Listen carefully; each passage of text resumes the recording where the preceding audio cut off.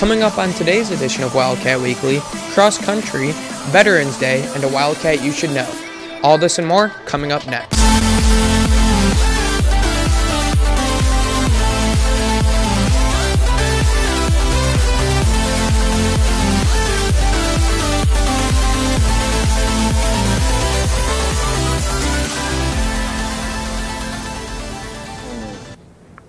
Hi, and welcome to this week's edition of Wildcat Weekly. I'm your host, Scott Depew. Many students dream about the day they can drive, but how many can dream about the day they can fly? Scott has the story.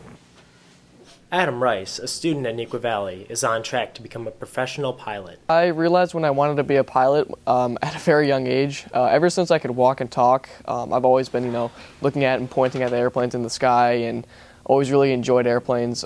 So I'd probably say I made a really big decision when I was about 10 that I really wanted to be a pilot. And most pilot decisions are made at a young age. It was sort of a mutual idea, I think, actually, when Adam began taking flying lessons. Personally, I wanted to find out if this boy who loved planes standing on the ground and loved knowing everything about planes while standing on the ground would still love it leaving the ground. Those are two very different experiences. Throughout my experience, my parents have been an extreme help, and just that goes with my entire family as well. They've always been very supportive, mentally, financially, and they've always been here. When I did my first solo, and they've always been around. And then also, initially, my uncle was the first one who got me into flying.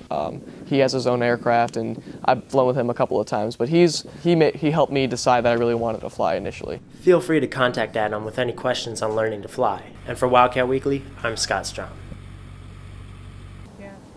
November 11th, 1919 marked the end of the Great War. Grace Collins takes a look into how we celebrate Veterans Day nearly 95 years later. November 11th isn't just a day off of school, but an important day to remember and honor our veterans. Mr. Perry explains how our school celebrates Veterans Day. Veterans Day, I think, is a time just to come together to celebrate the men and the women that have fought for our country, both past and present. We celebrate for Veterans Day ceremony those that are presently serving, those that have served in the past, and those that are going to serve in the future.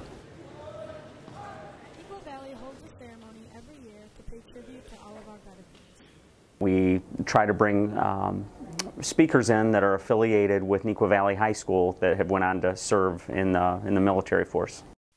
Many people will be featured in the ceremony, including a World War II veteran. We're going to do a video piece on him, and it'll be really interesting to kind of hear his background. So you'll get that. We're going to have musicians playing. Our men's choir will be singing. Besides an annual ceremony, Neuqua also recognizes its soldiers on a daily basis through an honor wall hanging across from the College and Career Center.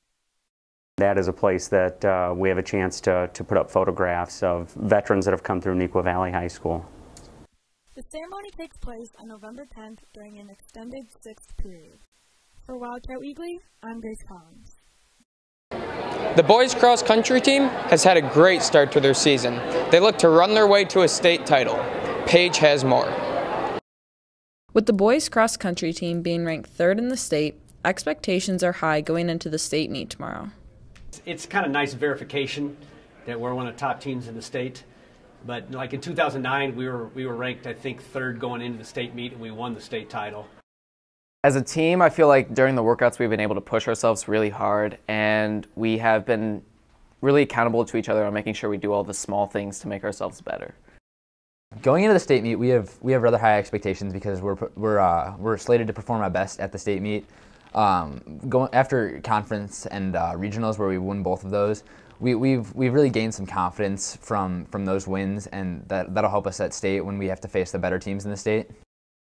If we won the state title, that'd be really special because we've only done that twice before, and some of the guys who have won state for Neuqua before have been going on to be really successful runners, like Chris Derrick at the pro level. So it'd really mean a lot for us to win the state this year. Good luck to the boys tomorrow. And for Wildcat Weekly, I'm Paige Blanzy. After a successful soccer season, Special Olympics basketball looks to continue their success on the court.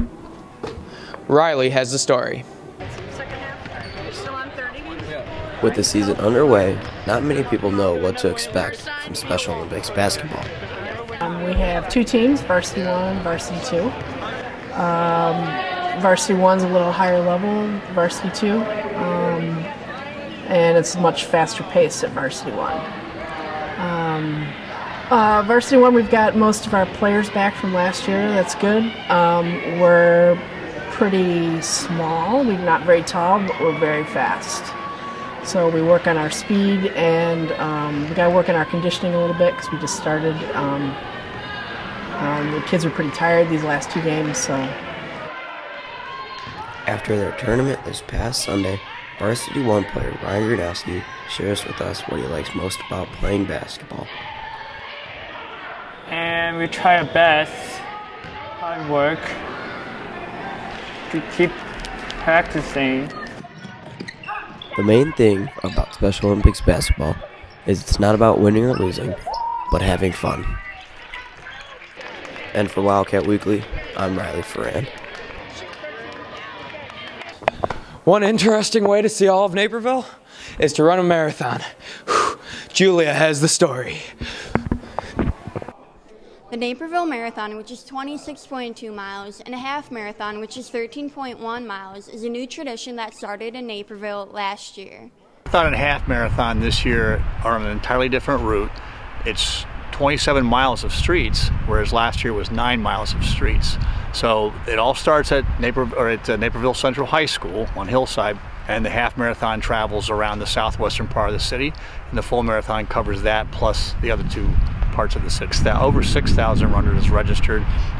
Usually get a few no-shows, people that just get injured or decided that they just couldn't do it. While the marathon itself can be challenging, its runners often find a sense of self-accomplishment after. I chose to run it because IPEF, Indian Prairie Education Foundation, sent out an email to all staff last year in the spring asking if we'd be interested in doing that. And I thought it'd be cool to do that to raise some money for them and raise some money for Nequa, all while running a half marathon, but I'm never going to run the full marathon. Good luck to all the runners, and for more information, visit the Naperville Marathon website. And for Wildcat Weekly, I'm Julia Hart. When people think of art, the first thing that comes to mind is either drawing or painting. But many people don't know about computer graphics. Peyton has the details. From the posters you see in your classrooms to the games you may play at home, computer graphics is everywhere. Computer graphics is so many different things. It can be architecture, it can be animation, it can be character design, it can take you a lot of different places. A good computer graphics student is somebody who is really ambitious and has a lot of creativity, who wants to come in and just dream big and make those big dreams come true. Vivian Hong and Zach Herdman have taken an advanced interest in computer graphics. I enjoy the class because of the people that are there. If you have any ideas or something you want to express, this is a class to take. I really enjoy the class just because it kind of gets away from some of the traditional mediums like painting and drawing. And it's really like a place where you can kind of express yourself. Some of my most rewarding memories or parts of being a computer graphics teacher is seeing some of the students move beyond Nequa. Our Jeremy Sikorsky, and he's worked on Ratchet and Clink, and also Escape from Planet Earth. He was a lead artist. You can express your creativity too by signing up for computer graphics next year. And for Wildcat Weekly, I'm Peyton Domschke. Thank you for watching this week's edition of Wildcat Weekly. Have a fantastic weekend, Wildcats.